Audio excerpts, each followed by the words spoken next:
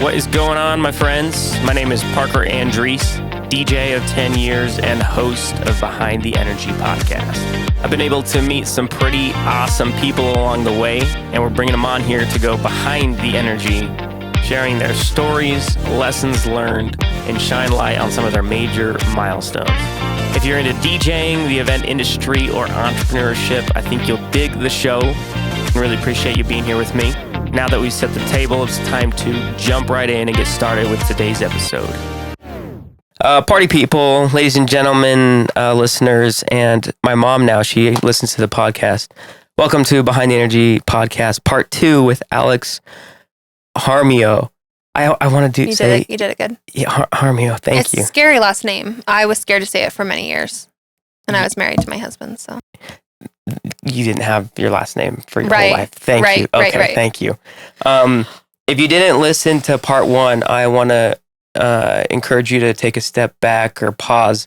Go listen to part 1 because we talk about, a little bit of Alex's story and the beginning of over-the-top events and really some awesome things to consider if you are in the event industry, no matter like the profession or, the line of work that you're in. This one's going to be a little bit more question specific. And then we're also going to be talking about some fun experiences over coming up on 7 years now. I told you I wasn't good at math, so I'll leave that one to you. Well, 2015 plus 2, give or take, whatever. Give or take, yeah. Yep. Oh my gosh, that's crazy. Let's see here. So I've got my notes here. Perfect. Here's a question that I think is a nice transition from the first episode. Alex, what is something that you were surprised about as you got more involved in the event wedding planning industry that you didn't anticipate in the first maybe it's the first ever wedding or the first 2 years that like was a big learning lesson for you, if you will? A couple things. I feel like staffing was a huge one. Just like the bigger event that you do, the more hands that you need, or, just like I've always said to all my vendors, I'd rather have us all just sitting around scrolling Instagram than running around in a panic. I like things to be done in an orderly fashion. So like I can like look at some of my, earlier events where I have like very few staff. Like I can think of one specifically on hand where it was like my first year. It was like not a luxury event any means, but it was somebody's wedding, and I had like just brought my sister to help me do it, and it was, everything ended up being fine, but it was so much work for us. And I would have loved to have like a couple more people on hand to help me. So I don't know whether that or I think a biggest thing too is just like every client has their own set needs. Like we talk about a little bit of repetition with, being in the wedding industry, how it's all kind of a little bit repetitive in how we run things or the structure in which the event is. But everyone has like their own different, I want this, I want that. And so there are a couple of times, like even to this day, where somebody will throw something at me and be like, we want this. And I'm like, what? Or like, what's that? Or, I have to kind of take a step back because I don't have like a contact for that. I need to go and find it and do that homework. Yeah. So sometimes that still surprises me, but it's also refreshing. Okay. Uniqueness and maybe traditions or activities or just vision. And then also staffing in terms of like, how much not performance, but what's the P word? Production. How much a production requires of, knowledgeable individuals to make it, to pull it off. For sure. And I do think I have a better like gripping on that now. And there's definitely been times where I have like some staff members like sitting around, but I try not to overstaff. Like I feel like I have a pretty good handle on like who's capable. I have really good assistants, so they're trained and know exactly what to do. And I actually only have 2 assistants right now that work for me, and they know exactly what I want before I want it. So that's what I like. Oh God, I am so happy for you. Yeah, thanks. I know. I'm scared. I'm scared that they're gonna leave me because it's a part-time gig, like a real part-time gig. So. with the team, we except for this last month, just because it's been the busy season, we meet the minimum once a month, and we discuss strategy, projects, ways to support each other, bigger picture stuff. And one of my good friends who's been a part of the team since almost day one mentioned, he's like, Parker, you're the gatekeeper of a lot of information, and we need to change that because, if something arises or you're unable to be here, we can't contact you, whatever it is, like, no, that's we need to be able totally to have true. Crystal clear step by step how to do this, and this. I trust them 1,000% to be able to do that, but like to have systems in place to be able to do that.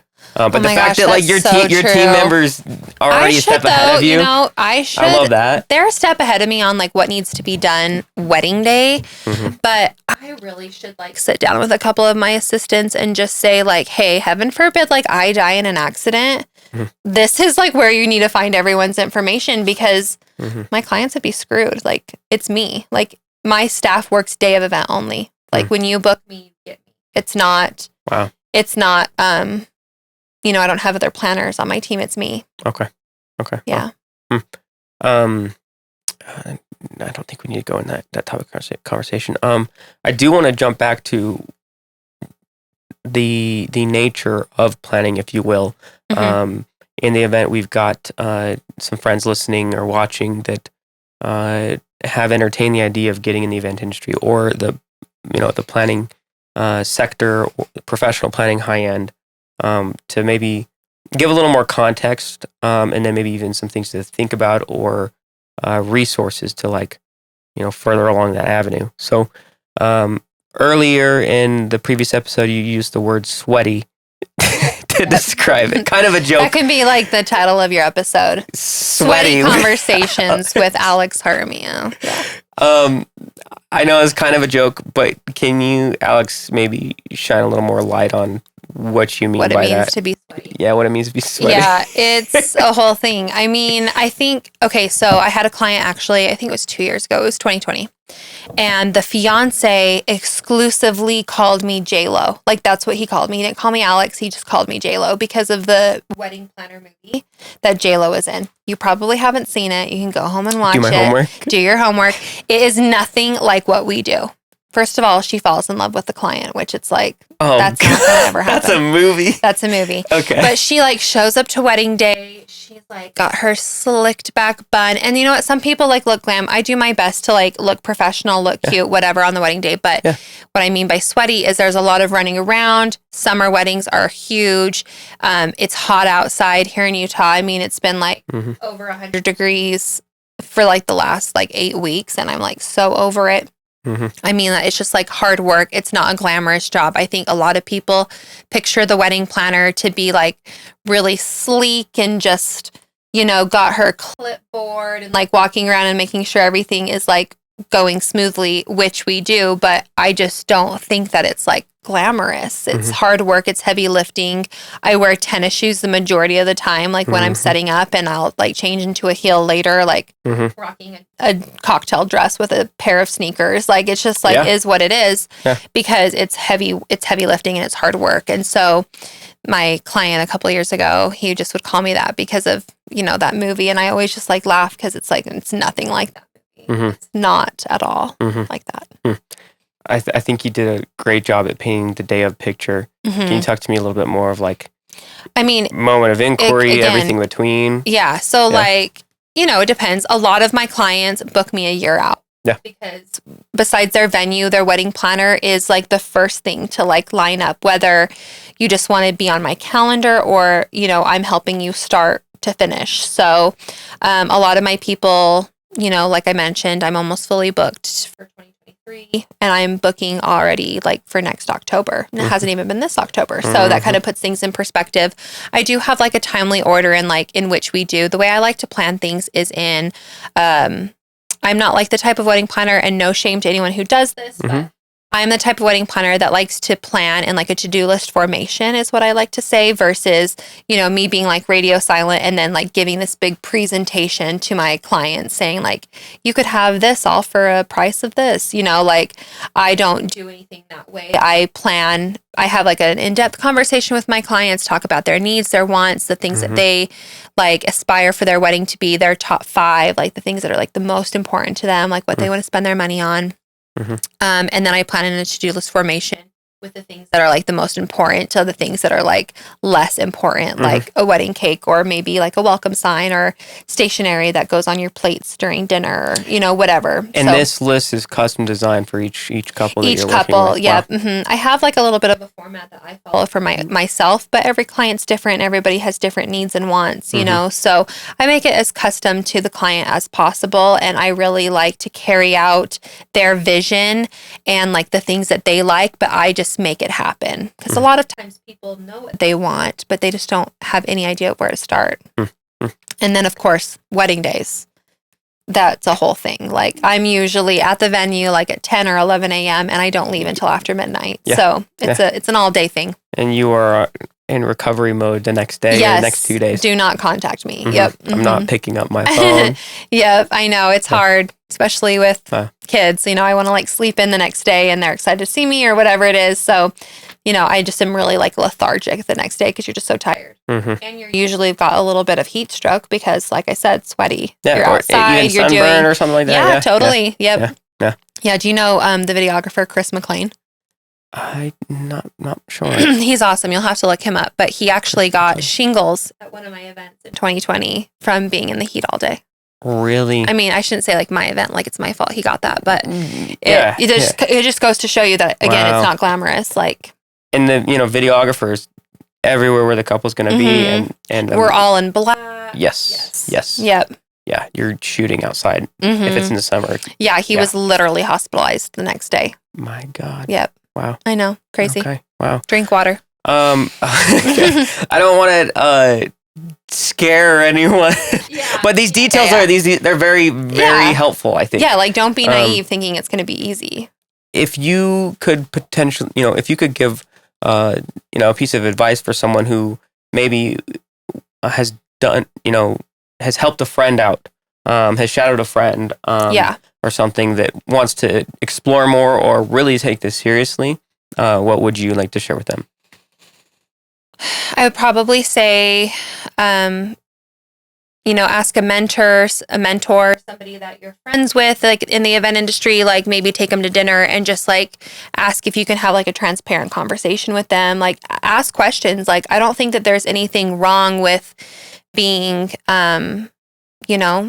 transparent in the things that you have like needs on. Like to give an example, I had an amazing intern, the venue River Bottoms Ranch here in Utah. That's an amazing venue. I work there a lot. The owners, their daughter, she interned for me last year. Yes, remind me her name. I remember Haley Horner Bonnie. She interned for me, did a great job. She was needed to get so many hours to like finish her bachelor's degree, and she now is kind of doing her own planning. She's kind of stepped out and is advertising herself as a planner and coordinator. And I'm just so proud of her. Like, I think that that's so awesome. I'm glad that I've given her like, a little boost of confidence to be able to do that. And there's been a couple of times where she's called me with a question or, gives me like kind of a circumstance and says like, what should I do? Or what would you do? Or whatever. And I'm just really thankful that she like has like being comfortable enough to call me up and ask me that. And so I probably just say like, it's just good to have like alliances in this industry. I've always felt like I've had an open door policy, and I have a lot of great friends in this industry as well to just kind of like, vent to or bounce ideas off of. Yeah. And I just think it's really, really important because it's ever evolving. Our, industry is changing. The I mean, just to shout out all the vendors who gathered together during the pandemic and just Zoomed and, you know, had lots of dialogue on like, what are you guys doing? Like, have you changed your contract? Like, what's this? Like, what should I do? Should we refund deposit? Should we do this? You know, that's so untread water. I like joked with all my clients, like, well, this is my first pandemic. Like, I don't really know what I'm doing. Like, you know, it's like full transparency, you know? So I just think it's nice to be able to, I don't even know if this is making sense anymore, but it's nice Everything to have you're a friend yes. Yeah. in the industry or just like in business. Like if you have, you know, an uncle or somebody who owns a business, like it's so much more than what you're doing for work. It's taxes, it's payroll, it's all these other things. And so I just think it's just important to be able to have somebody that you trust, somebody who doesn't feel like threatened by you or like competitive with you. Yeah. And it's just like, hey, we can lean on each other. I'm here for you if you need me. And I think that's important. And it sounds like, you know, maybe having that level of trust and, you know, not doing away with the competitive nature. In order to do that, it's necessary to be very transparent up front. Like, hey, can I have a very honest, open conversation with you right now? Yes. Did I get that right? No, I totally think so. I mean, we, it's just kind of like we said prior to starting to talk is there's enough work for everybody. So we might as well learn from each other. Yeah, it took me a long time to recognize that too. Like, I'm talking 5 years. And took me a long, I don't need to go down that rabbit hole. Alex, I'm gonna change the direction real quick. I'm just gonna ask it. Just the topic of DJs, and I'm not doing this to like plug my company or whatnot, but you've obviously seen a lot, and we talked about kind of like that intuition in terms of music, feel, and connection. Where do I want to go with this? What is something that you've seen in your experience that I don't like, that you do like and you don't like, that supports you in the vision, the cohesiveness of the evening, and then something like from a DJ who's a part of this big ensemble that is like a stick in the mud? Well, you say like ensemble, like it's like, again, it's a production. Like everybody is coming in and plays a part in the wedding day or the event, whatever it is. And I like team players. I'll say that, like, if you're watching this and you are in one sphere of the event industry, or you find, you know, that this is beneficial to their work, it's good to be a team player. It's important to be like a leader in certain aspects and be capable of like being the leader and getting things done. But it's when you're working with like a lot of different people, it's really good to just be a team player, because I hate when people are only looking out for themselves and when it's like all about me or what I'm doing, like that's just like not going to work for me. Sorry, I feel like I'm going to get like a cough. So what I like, you know, whether it's a DJ or any type of vendor that's coming into play, is I like the team player aspect. I like when people say like, yes, I can do that, or, you know, let me figure that out and get back to you, versus like a no, or I don't do that. Like I've had an instance, I actually can't even remember their name at this time, which is fine because won't be hiring them again. But I don't like when people make it about themselves. Like I did have a DJ in particular who made it completely about himself. He like wouldn't follow the overall timeline. He like made his own timeline. He like sidestepped everything that I asked him to do. Sorry, Parker. No, you're good. And that just like really bothered me. And I don't think I usually get ruffled too easily. But when somebody's like rude and they're challenging the other vendors that need to get a job done, that's just like not acceptable. And I'll make sure you never work again, at least with me. Yes. Like I'll, in full transparency, like I don't like view myself as somebody who's gossipy or like, I don't know, like a tyrant or like in any way. But like if you rub me wrong and you're like hurting the other vendors that are there working, like I'm going to let you know, and I will make sure people know that you did that, because it's not acceptable. Well, if it's like blatant, or like blatant, obvious, Yes. and like repeated, and maybe not just like a one-time mistake in this particular situation of this ensemble. Yeah. Makes complete sense. Gotcha. And then like what I really like, just kind of specifically zoning in on like DJs or people who are like doing the entertainment aspect of the event. I really like when they're professional. They don't, again, make it about themselves. Like no one likes a DJ who's talking all the time, like, you know, being on that mic for a long time, even like getting in on the dance floor, like vibing with the client. Like that just like, I don't know. I like things professional.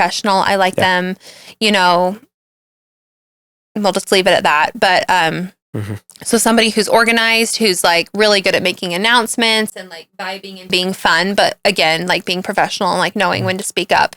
Excellent. And I definitely don't like taking the mic at events, so I'm glad that somebody. Really? Yeah. I've had to do that. Do you get nervous? Yeah, because it's as like, a performer, really.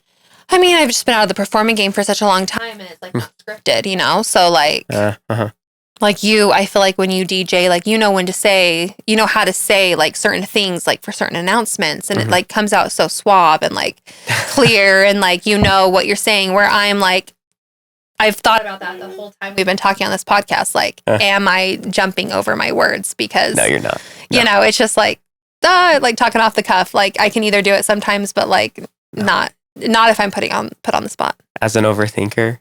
Oh, 100% overthinker. And a person who works in the same industry as you, you're not at all. Alex, I literally like practice. That's good. Like, that's your job. Even for like grand entrances and such. Like, yeah. I mean, I'll be in a room by myself because like no one wants to hear that, and I don't know, whatever. But like, I will literally sometimes even type out bigger text. Yeah. For specific lines. So I can have a quick glance at it if I need to. Yeah. I do that too. Like the timelines I send you. Yeah. I have my own timeline. Like everyone, the one that you get is like broad. So it's enough for everybody. And then I would hope that you add for your needs. I add for my needs, and I put them in like big red letters of like things that like I can't forget to do. Yeah. Oh. I get it. There's a lot of moving pieces. It's fun. Gosh. Yeah. I just love this particular topic because I still get very nervous as as an MC. Yeah. And you don't show it. You really don't. Thank you.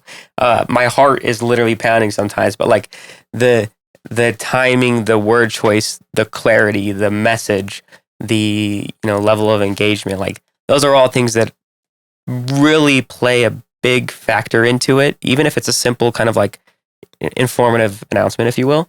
Yeah. So do you have a heart attack every time I like move something up 5 minutes, or I'm like, can you hurry and announce this? Can you do this? Like, oh, we're doing this now. Can you hurry and say that? And the song, you know how I do that all the time. Like I'm like so bad to you, and I just like off the cuff, I'm like, do this. No, a big nature of a DJ's role and our role is being flexible. Yeah. Like literally multitasking and being flexible. Yeah. Because like if we play a song and it's not jiving well, we got to adapt really quickly, and we got to learn to recognize that.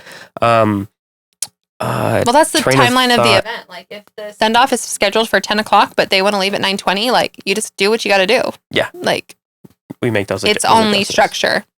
Alex, I'll be honest. I've kind of like we've navigated a little far away from the conversation. Sorry. No, I love it. I'm enjoying what we're talking about. We were talking about specific tips. We were talking about DJs' do's and don'ts. Things that work great, things that do not work great. Let's see here. I'm gonna do away with these notes because I don't think we need them anymore. I'd love to take the last little bit of the podcast and talk about an event or two. Okay. Let's start with one that you've accomplished, you've been a part of, you helped bring to life, that you are even today like genuinely so stoked and proud of. Okay. I mean, there's a lot of them, if I'm being honest. Yeah, but I mean, there's just some that, whether it's like a venue that I've always wanted to work at, or, a budget that I always wanted to have, like with a certain clientele, like I would say like that's something that I'm like proud of. I don't even know if this is answering your question, but there's just so many that I'm more proud of than I'm not. And I'm proud of all of the events that I have in one way or another.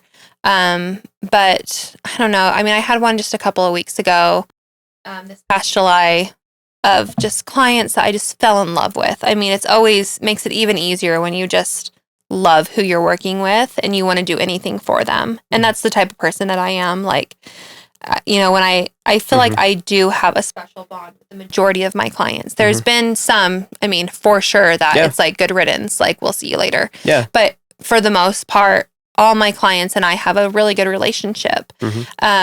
And they like stay in touch with me. They'll send me Christmas cards. They'll do certain things. And I do feel like that proves that like I've done my job well. Damn straight. So, I mean, just like when you see them happy at the end of the day, like it's so much work. There's so much planning and preparation. But when the couple can like arrive and it's smooth and they have no worries and they just get to enjoy themselves and they hug you at the end of the night and say thank you, like it makes it all worth it to me. But yeah, I mean, a couple weeks ago, we just had so many fun things. Like, we had an amazing live band that I love to work with. We had an amazing send-off, fountain fireworks and just things that like really make guests excited. Like I love sitting back as like a bystander and like seeing guests be excited. Like, a couple weeks ago when we did that big firework surprise when, on the dance floor, like guests were just like shocked because they were not expecting that to happen. And it's so fun for me to like see it come to fruition and just be like, yeah, that was like really special. So I don't know. That didn't really answer your question. It's hard to like narrow down just one. So those wow factors, and then also I like a bougie moment. The bougie wow factor, and then like the deep connection and appreciation and joy felt from the couple you're working with. There's actually, now that you just say that, there's one thing in particular that like just stands out to me. It was in 2020. It was a client in November. I'll just say it at that. It was a November wedding and they were a destination client. The bride and groom were so sweet. And I actually would say that not all, but a lot of my clients, I become very close to the bride's family as well, the parents, because, sometimes bride and grooms, they're paying for their event themselves. And I'm really close to the bride and groom. I'm always close to the bride and groom in one way or the other. But sometimes I get really close to the mothers of the brides or the fathers of the brides, or because, they're paying financially or they like have their head in some of the involvement. They're engaged. Yeah. And this specific instance, I became very close to the father of the bride, which is so interesting because that's not very common.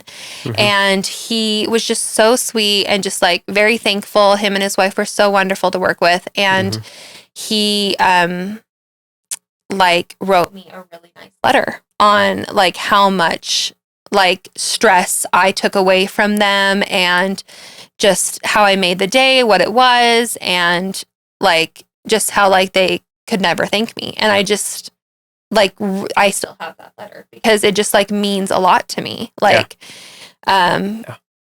like it's that connection. Like I think it's like at the end of the day, like my job has a lot of human connection and I really, really like that. Like I like being a part of somebody's monumental moment in their life. And like I like to think that like when they look back on their wedding, like they'll always kind of remember me. Like I'm not the main part by any means. Like I'm not like what made the wedding, but I think that they will look at like remember like with like their wedding planner, like this all came to life, and I like being a part of people's like memories in that way. Perhaps remember the level of care and how meticulous and detailed you were and how you made them feel as you did all the behind the scenes stuff. Yeah, for sure. You kind of become a part of people's families. Like literally, like just our wedding, like shout out to the Kiltz family. If you're listening to this, like we love you. Like, you even just got to witness that. I've done this is now their second daughter's wedding that I did. They had me back, which of course, when you're back for any family, like that's just always such an honor. But like, there's just clients that are really special and they just like make you feel loved and they're thankful for you. And that means a lot as a vendor. So that note and the kilts, Hope and Matt, like, as someone who's been continuing to try and like work on my confidence, like, for those people, those families, those couples that like do express the depth of their appreciation. Yeah. It means a lot. Yeah. It really does. Like I've got a couple notes just from over the years, like handwritten, like, and not just like a quick thank you, but like they put some time and thought into that. Like that goes a long way. It does. Especially on those long days and long nights. It does. And I mean, there's been plenty of times again, like where kind of just circling back to the whole confidence thing is it's like, I will come home sometimes and tell my husband like, damn, I'm good at my job. Like, damn, I did that. Like, I don't think that there's anything arrogant about doing that, like, or saying that, because, it's like they hired me for a specific job and it was beyond what they had in mind. And that's like, I know that's so funny, right? I will actually say Heidi came with the name. Like when I was when I was on my own, it was just Alexandria Events because it was just my name. And then Heidi was Over the Top Floral. And when we became partners, like it couldn't be just Alexandria Events anymore, and it couldn't be just Over the Top Floral. So we settled upon Over the Top Events, and that's kind of, so I always joke about that. That the name just is funny. I derailed you a little bit. No, you're good. But I think I had finished my thought. Okay. But yeah. I was saying it's okay to be confident. Yes. Like, if you work hard and it's appreciated, like be proud of yourself. Yeah. I think that's... It'll help you during the dark times because the dark times will come.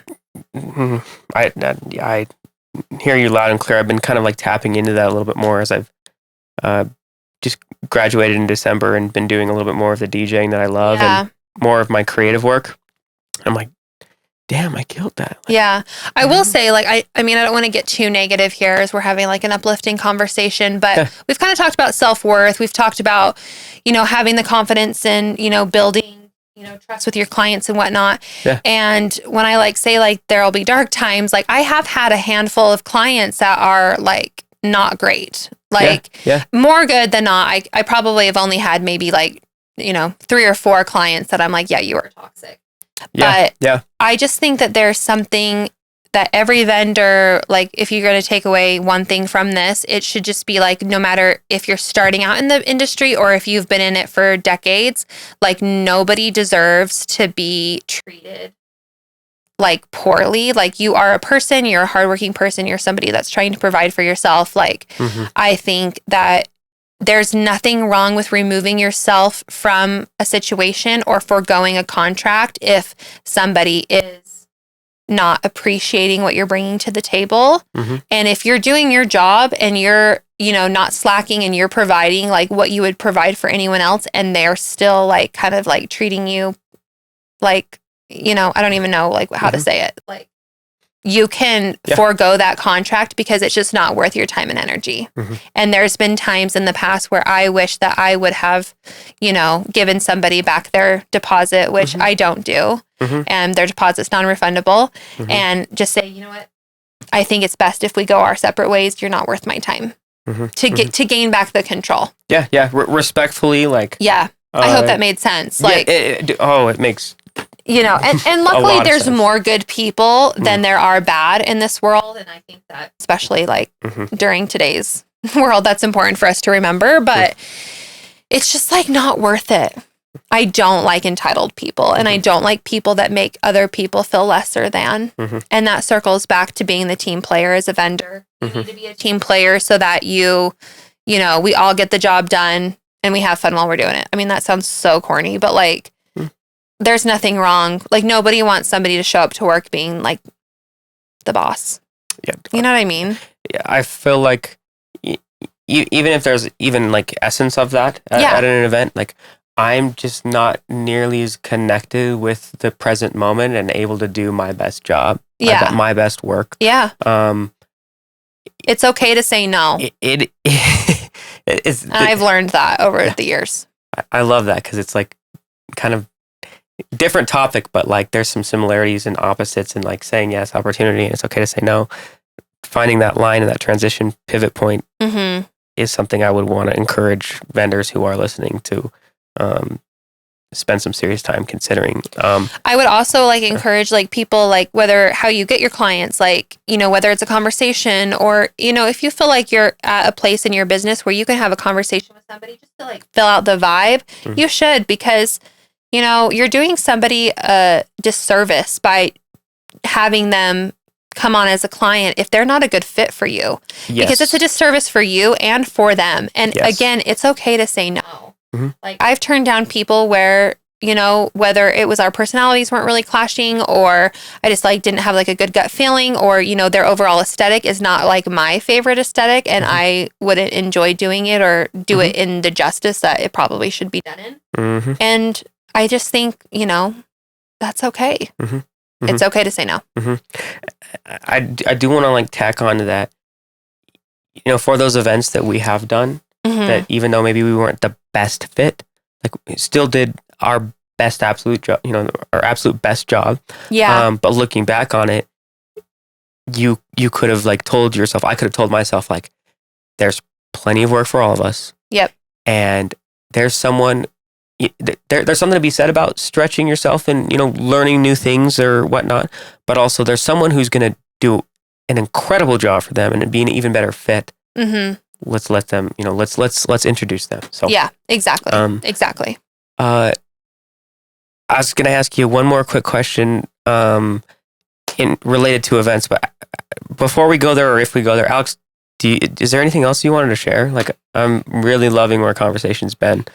I mean, I don't know. I mean, I feel like we've just kind of touched on a bunch of things all over, but I don't know. I mean, I do feel like at the end of the day, like you have to like love what you do. And if you don't love what you do, then you probably need to like reroute, because it's important. You know, you work so much out of the week of the year, and you should enjoy what you're doing, and you're going to be happier. You're going to be better at what you do if you're doing something that you love. And I just think, again, like I'm dropping all the corny tips, but it's important to, you know, find passion in your line of work, I think.